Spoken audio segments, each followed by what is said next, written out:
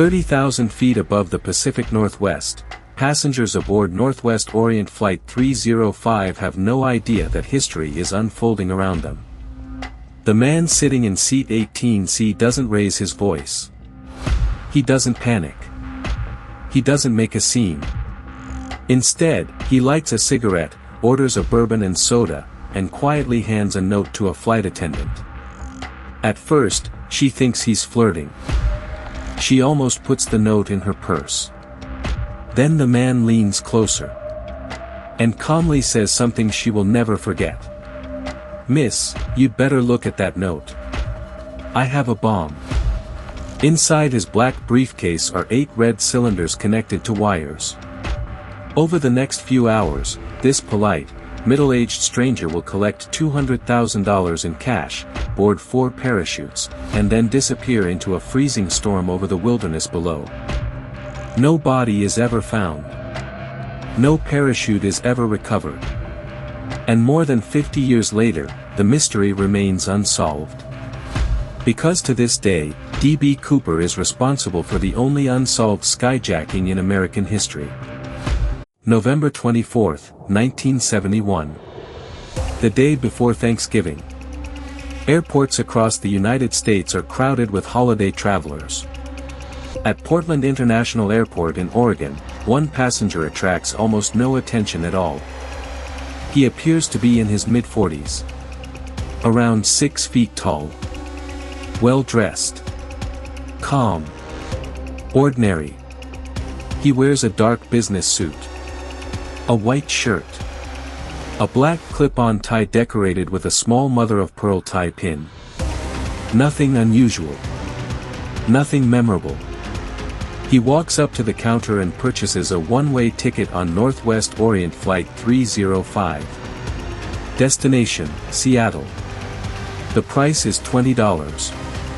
He pays in cash. And when asked for his name, he gives a simple answer. Dan Cooper. Nobody knows whether that is his real name. The Boeing 727 scheduled for the short flight carries 36 passengers. Hardly full. The journey is expected to take less than an hour. A routine trip. Nothing more. After boarding, the man takes seat 18C near the rear of the aircraft. He orders a bourbon and soda. Lights a cigarette. And quietly waits. Passengers around him later described someone polite. Well-spoken. Not nervous. Not threatening. Just another businessman traveling before the holidays. In fact, very few people remember him at all. There are no arguments. No strange behavior. No signs that anything extraordinary is about to happen. Yet in only a matter of minutes, this anonymous passenger will launch one of the most famous criminal investigations in American history. And even more remarkable, more than 50 years later, nobody can say with certainty who he really was. Because the mystery of D.B. Cooper doesn't begin with violence. It begins with something far more unsettling. A man so ordinary, that he almost disappeared before anyone even noticed him. Shortly after takeoff, the man in seat 18C catches the attention of a flight attendant. Her name is Florence Schaffner. 23 years old. Friendly. Experienced. She has no reason to believe this flight will be any different from dozens of others she has worked before. The man hands her a folded piece of paper. At first, Schaffner barely looks at it. In the early 1970s, female flight attendants often received phone numbers and flirtatious messages from passengers. Assuming it is another unwanted advance, she slips the note into her purse without reading it. Then the man leans toward her. His voice is calm. Almost casual. "Miss, you'd better look at that note. I have a bomb." Suddenly, everything changes. Schaffner unfolds the paper. The exact wording has never been publicly released. But the message is clear. There is a bomb on board. The man then asks her to sit beside him. Not aggressively. Not angrily. Almost politely. As she takes the seat next to him, he opens his black briefcase. Inside, she sees something terrifying. 8 red cylinders. Wires. And what appears to be a battery. To this day, nobody knows whether the device was real. It may have been. It may not have been. But in that moment, Florence Schaffner has no reason to doubt what she is seeing. Neither would anyone else. Yet perhaps the most remarkable thing is the man's behavior. He isn't sweating. He isn't shouting. He isn't making threats. He speaks softly. His words are measured. His movements controlled. He continues smoking cigarettes. He sips his bourbon. And he shows no sign of panic whatsoever. Years later, witnesses would remember the same thing. This man doesn't act like someone improvising. He acts like someone following a plan. And as Northwest Orient Flight 305 continues north toward Seattle, only 2 people on board understand the terrifying truth. An airliner has just been hijacked. And the mysterious passenger in seat 18C is only getting started. Because he isn't asking for fame. He isn't asking for publicity. He isn't asking for political demands. What he wants is something far more unusual. And far more specific. Inside the cockpit, Captain William Scott receives an unbelievable message. The aircraft has been hijacked. But unlike most hijackers of the era, the man in seat 18C has no political demands. He isn't asking to speak to the press. He isn't demanding the release of prisoners. He wants money. Exactly $200,000. All in $20 bills. And he wants 4 parachutes. 2 main parachutes. 2 reserve parachutes. Nothing more. Nothing less. He also requests a fuel truck waiting in Seattle. The crew quickly relays the demands to authorities on the ground. Within minutes, the FBI becomes involved. Air traffic controllers begin coordinating with law enforcement. But inside the cabin, most passengers have no idea anything unusual is happening. The flight attendants simply tell them there is a minor mechanical issue. The aircraft circles in the sky for nearly 2 hours while authorities scramble to gather the ransom. Meanwhile, the mysterious man remains remarkably calm. He continues smoking. He orders another bourbon and soda. He even pays for his drinks. Witnesses later recall that he is polite throughout the ordeal. At one point, he asks for the cabin lights to be dimmed. He doesn't threaten passengers. He doesn't scream. He simply waits. As though he knows exactly how this story is supposed to unfold. But among investigators, one detail immediately stands out. 4 parachutes. Why 4? Why not 1? If he plans to jump alone, 1 parachute should be enough. Some agents believe the answer is obvious. By asking for 4 parachutes instead of 1, Cooper is forcing authorities to assume he might take a hostage with him. If the FBI sabotages 1 parachute, an innocent person could die. The risk is too great. As a result, all 4 parachutes must be genuine. It is a simple request. Yet a brilliant one. And suddenly, investigators begin to suspect something unsettling. This man isn't acting impulsively. He has thought this through. Every detail. Every step. Every possibility. As Northwest Orient Flight 305 continues circling above Seattle, authorities race against time. Because eventually, the aircraft will run out of fuel. And one way or another, the mysterious passenger in seat 18C is about to get exactly what he asked for. At approximately 5:39 p.m., Northwest Orient Flight 305 finally lands at Seattle-Tacoma Airport. Outside, the scene is unlike anything the airport has ever experienced.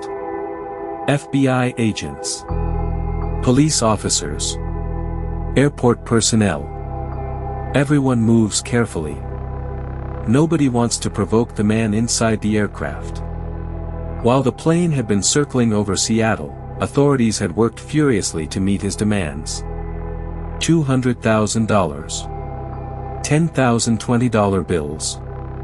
The equivalent of more than $1.5 million today. Before handing over the money, FBI agents photograph every bill. Every serial number is carefully recorded. If the cash ever reappears, investigators hope it will lead them to the hijacker. Meanwhile, one person remains closer to Cooper than anyone else. Flight attendant Tina Mucklow. Young, calm, and suddenly responsible for communicating with one of the most wanted men in America. Unlike Florence Schaffner, who had been sent back to the cabin, Mucklow spends hours beside him. Years later, she describes him as polite, soft-spoken, never cruel, never unnecessarily threatening. But she never forgets the seriousness of the situation. Because whether the bomb is real or not, nobody is willing to take that chance. As darkness falls outside, the exchange finally begins. The money is delivered. The parachutes arrive. And one by one, the 36 passengers are allowed to leave. They walk off the aircraft completely unaware that they have just lived through one of the strangest hijackings in history. The crew is reduced to only a handful of people. Captain William Scott, First Officer William Radizak, Flight Engineer Harold Anderson, and Tina Mucklow. At this point, authorities expect the standoff to end. Perhaps Cooper will surrender. Perhaps he will negotiate. Perhaps he will panic. Instead, he does something nobody expected.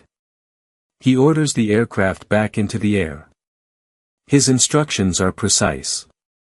Fly southeast toward Mexico City. Maintain an altitude of 10,000 feet. Keep the landing gear partially deployed. Flaps at 15 degrees. And most unusually of all, fly as slowly as possible. Experts immediately recognize something remarkable. These are not random requests. They are highly specific. The kind of instructions someone familiar with aircraft performance might give. But another mystery quickly emerges. Why Mexico? And more importantly, why insist on flying low and slow? Unknown to everyone on board, the answer has nothing to do with Mexico. Because somewhere in the darkness ahead, the man known as Dan Cooper is preparing for the most dangerous part of his plan.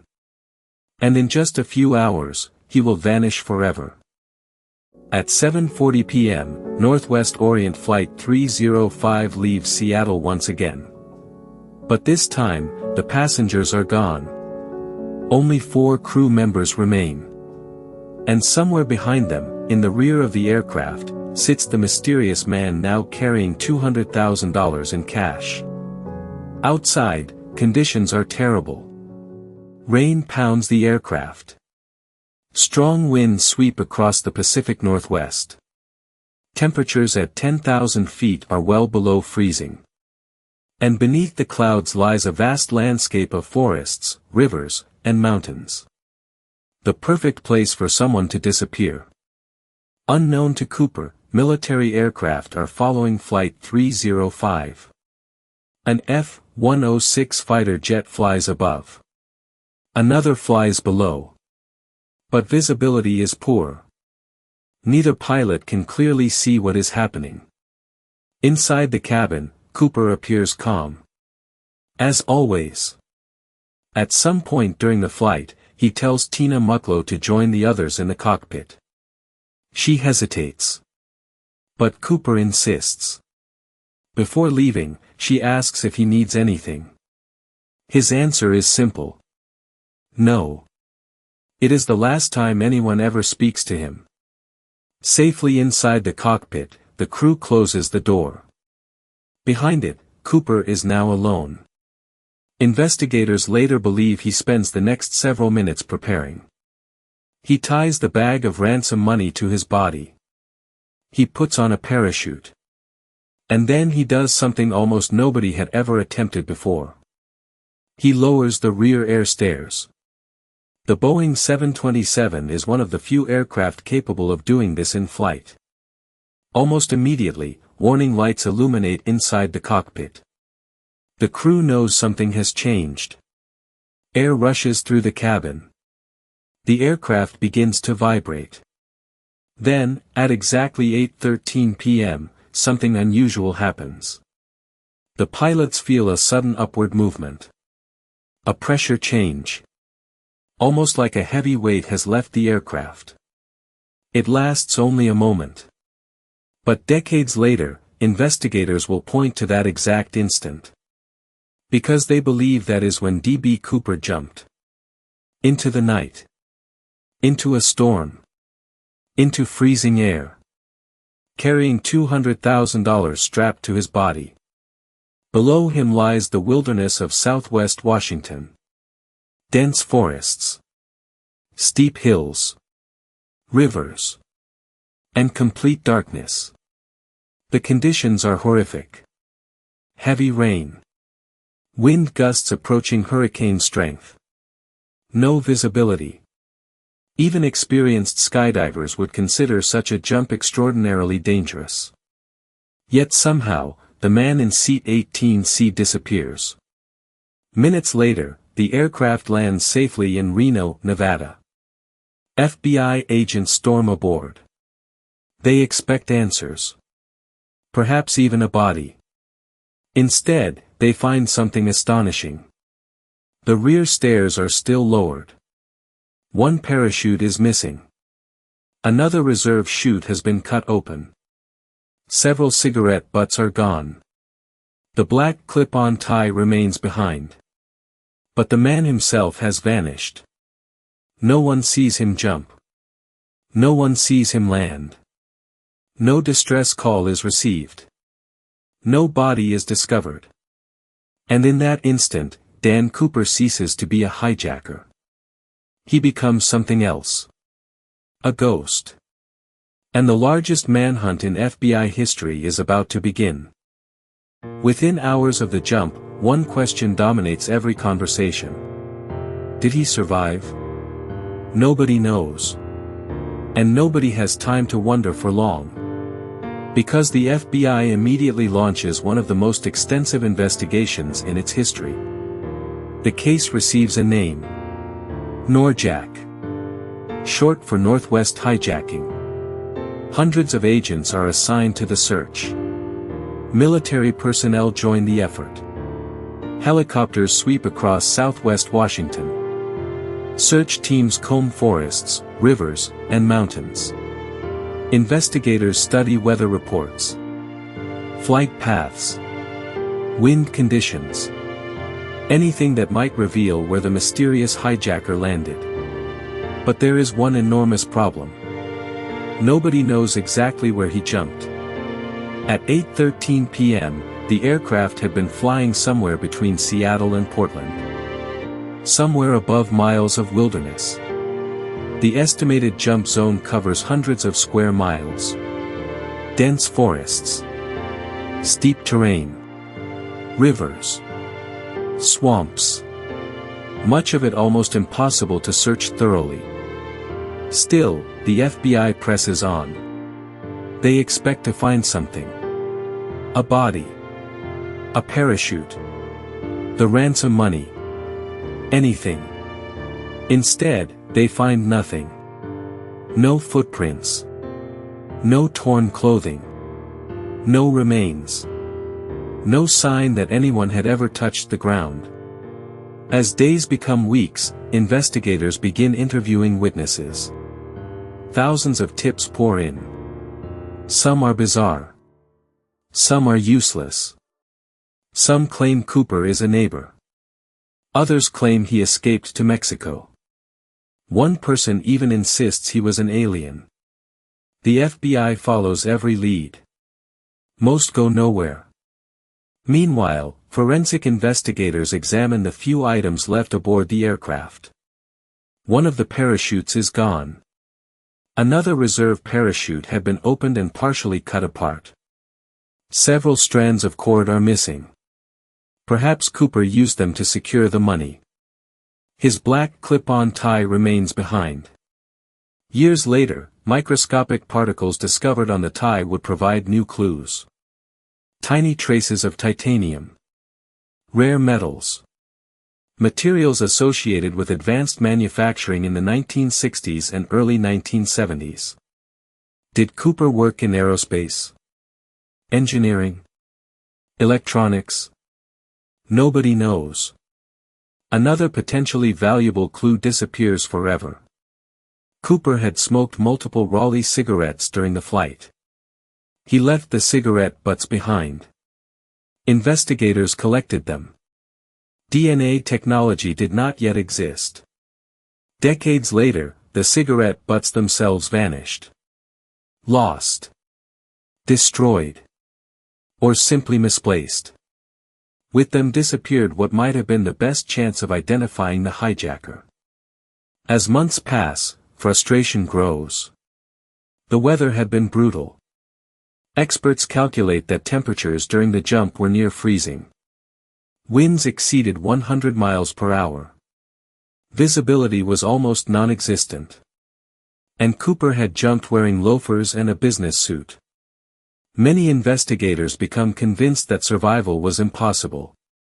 Surely his body would eventually be found. But the years pass. And no body appears. No parachute appears.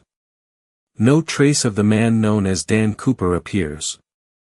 Instead, something far more remarkable begins to happen. The mystery grows. And with every year that passes without answers, one impossible question becomes harder to ignore. What if he actually made it? By 1980, nearly 9 years have passed since the hijacking. The headlines have faded. Public interest has cooled.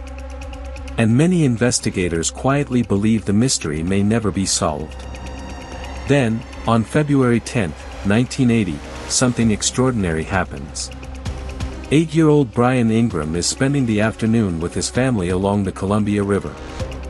They are visiting a place known as Tina Bar. A quiet stretch of shoreline northwest of Portland. Brian is simply digging in the sand. Nothing unusual. Nothing remarkable. Then he notices something strange. Bundles of decaying $20 bills. At first, nobody realizes what they are. But when authorities examine the money, they make an astonishing discovery. The serial numbers match the ransom money handed to D.B. Cooper nearly a decade earlier. There is no doubt. This money belonged to the hijacker. In total, investigators recover 294 bills. $5,880. Still held together by deteriorating rubber bands. Buried beneath layers of sand. The discovery electrifies the country. For the first time in years, investigators have physical evidence. But almost immediately, a new mystery appears. How did the money get there? Tina Bar lies far from where many experts believe Cooper jumped. And the Columbia River itself raises countless questions. Did Cooper land nearby? Did floodwaters carry the money downstream? Did someone intentionally bury it? Or had the cash been resting there all along? Nobody knows. Scientists study sediment layers. Hydrologists examine river currents. Geologists analyze the shoreline. Over the years, numerous theories emerge. Some suggest the money was naturally transported by the river. Others argue that the bills could not have arrived there without human intervention. Even decades later, experts remain divided. And perhaps most strangely of all, only a tiny fraction of the ransom money is ever found. What about the remaining $194,000? Not a single bill has surfaced in circulation. Banks never report matching serial numbers. Collectors never discover hidden bundles. No one spends the money. No one deposits it. It is as though nearly $200,000 simply vanished. And that possibility leads investigators toward an even more unsettling conclusion. If D.B. Cooper died during the jump, where is the rest of the money? And if he survived, why did he never use it? The discovery at Tina Bar answers one question, but creates 10 more. And soon, the FBI begins focusing on the people who might have been hiding behind the name Dan Cooper. Because somewhere in America, perhaps living an ordinary life, perhaps already dead, the real D.B. Cooper might have been watching the news. Watching investigators. Watching the mystery grow. And smiling. Because after nearly a decade, no one had come close to finding him. Over the decades, thousands of people have been investigated. Most are quickly eliminated. But a handful of names continue to surface again and again. Men who seem to fit the puzzle. At least at first. One of the earliest and most intriguing suspects is Richard Floyd McCoy Jr., a former Green Beret, a helicopter pilot, and an experienced skydiver. Incredibly, only 5 months after the D.B. Cooper hijacking, McCoy carries out a nearly identical crime. He hijacks a Boeing 727. Demands money. Uses parachutes. And jumps from the rear stairs. Many investigators are stunned. The similarities are undeniable. But there is one major problem. Several crew members who encountered Cooper insist McCoy is not the man they saw. He is younger. His appearance doesn't match. And McCoy himself is eventually killed in a shootout with FBI agents in 1974. For some, he remains the strongest suspect. For others, he is merely an imitator. Then there is Kenneth Christensen, a former paratrooper. And perhaps even more interesting, a former Northwest Orient employee. He knew the aircraft. He understood airline procedures. And after the hijacking, some family members noticed unusual behavior. His brother later publicly claimed that Kenneth had confessed shortly before his death. But investigators found no decisive evidence. His physical appearance only partially matched witness descriptions. And no connection to the ransom money was ever established. Another fascinating candidate is Dwayne Weber. Years after his death, Weber's widow claims her husband made a startling confession. According to her, his final words included a simple statement. "I am Dan Cooper." She later discovers newspaper clippings and books about the hijacking among his possessions. But when the FBI investigates, the evidence proves weak. Fingerprints fail to match. And many researchers remain unconvinced. Perhaps the most controversial suspect of all is Robert Rackstraw. A decorated Vietnam veteran. A pilot. A parachutist. And a man with a history of deception. In 2018, filmmaker Thomas Colbert publicly argues that Rackstraw is Cooper. The theory attracts enormous media attention. Rackstraw's military background appears impressive. His age fits. His skills fit. And some coded messages allegedly point toward him. But the FBI itself remains unconvinced. In fact, agents publicly state that Rackstraw had already been considered and eliminated years earlier. That pattern repeats itself over and over. Every suspect seems promising. Until something falls apart. The age doesn't fit. The fingerprints don't fit. The timeline doesn't fit. Or the evidence simply isn't strong enough. By the time the FBI closes active investigation of the case in 2016, more than 800 suspects have been examined. 800. And yet, after decades of work, no one is charged. No one is identified. No one is proven to be D.B. Cooper. Which raises a remarkable possibility. Perhaps investigators have been looking at the wrong men all along. Perhaps the real D.B. Cooper was never suspected. Perhaps his name never appeared in a newspaper. Perhaps he lived an ordinary life. Went to work. Raised a family. And eventually died without anyone realizing who he truly was. Or perhaps, he never survived the jump at all. From the very beginning, many FBI agents believed the answer was simple. D.B. Cooper never survived. The conditions alone seemed almost impossible. It was nighttime. Rain poured across the Pacific Northwest. Temperatures at 10,000 feet hovered near freezing. Winds exceeded 100 miles per hour. Visibility was nearly zero. And the man making the jump wasn't wearing proper equipment. He had no helmet. No altimeter. No jumpsuit. No protective goggles. Witnesses remembered him wearing a business suit. A raincoat. And ordinary loafers. Hardly the clothing of an experienced skydiver. Even stranger, investigators later discovered that one of the parachutes Cooper selected was actually a non-functional training reserve. A dummy parachute. It had been sewn shut. The mistake raised an important question. Would an experienced parachutist really have made such an error? To many investigators, the answer was obvious. No. Some believed Cooper simply didn't know what he was doing. Others argued that the weather alone would have killed him. The wilderness below was unforgiving. Dense forests. Rocky terrain. Rivers swollen by winter rain. If he landed badly, rescue would have been nearly impossible. And if he died, nature may have hidden the evidence forever. But not everyone agreed. Because some facts refused to fit that conclusion. No body was ever found. No parachute. No skeleton. Nothing. Search teams spent years combing the region.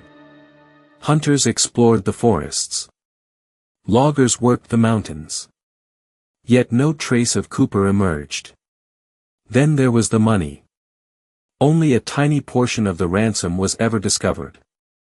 And even that discovery created more questions than answers. Where was the rest?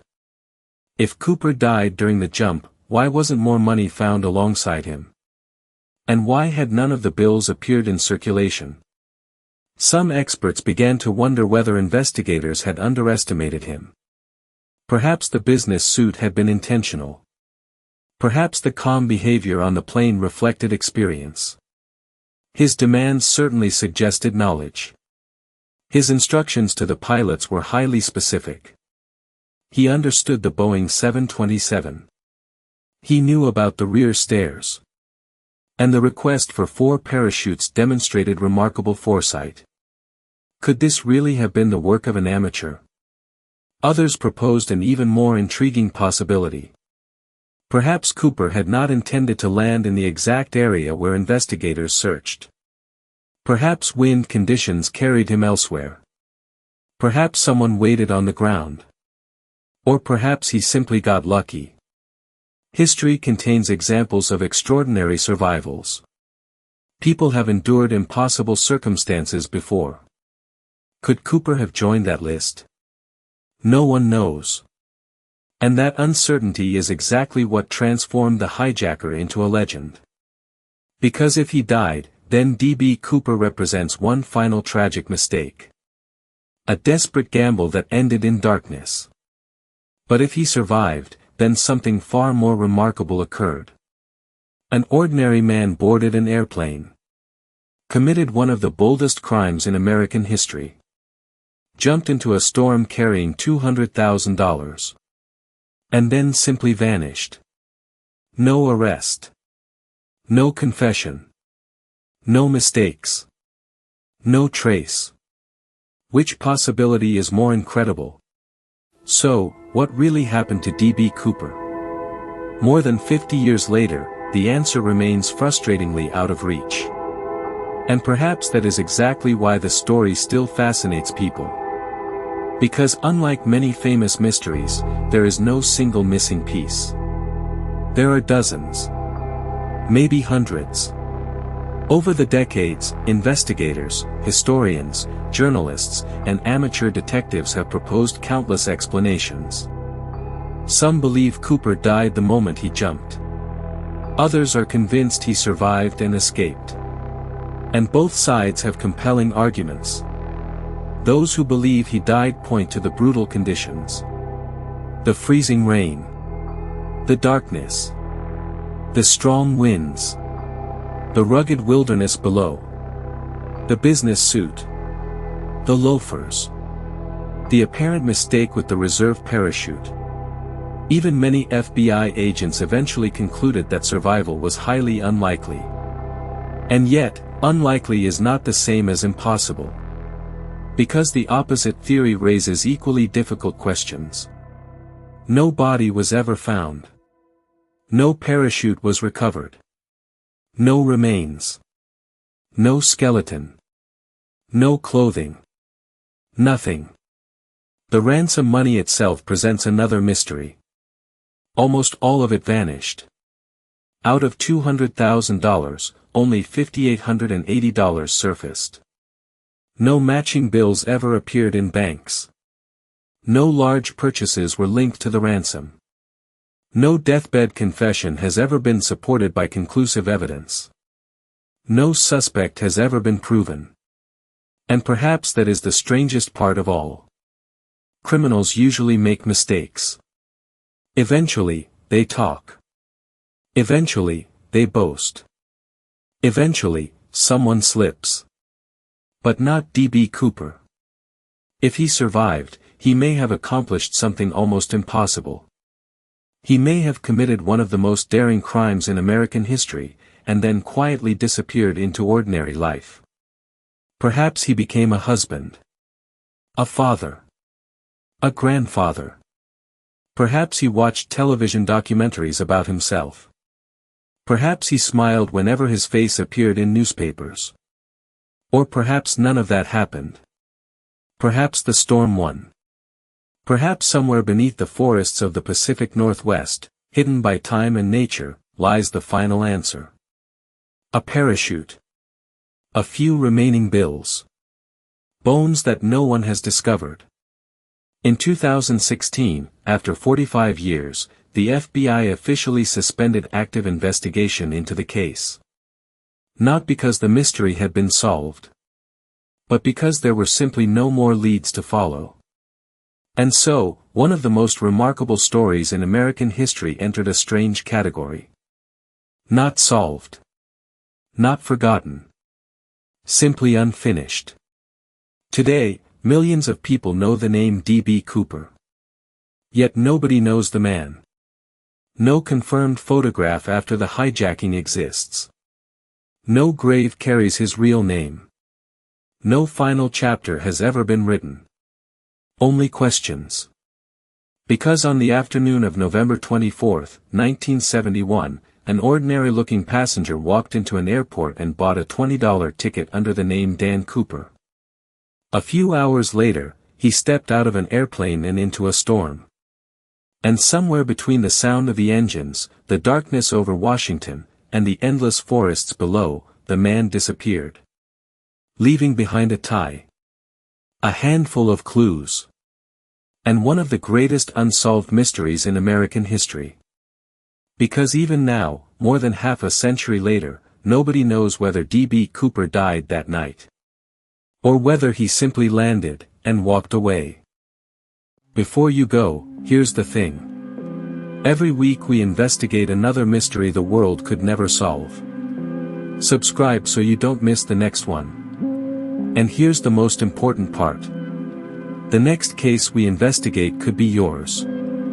Tell us in the comments which unsolved mystery, disappearance, or disaster we should cover next. We read every suggestion, and the stories that stay with you are the ones we bring to life.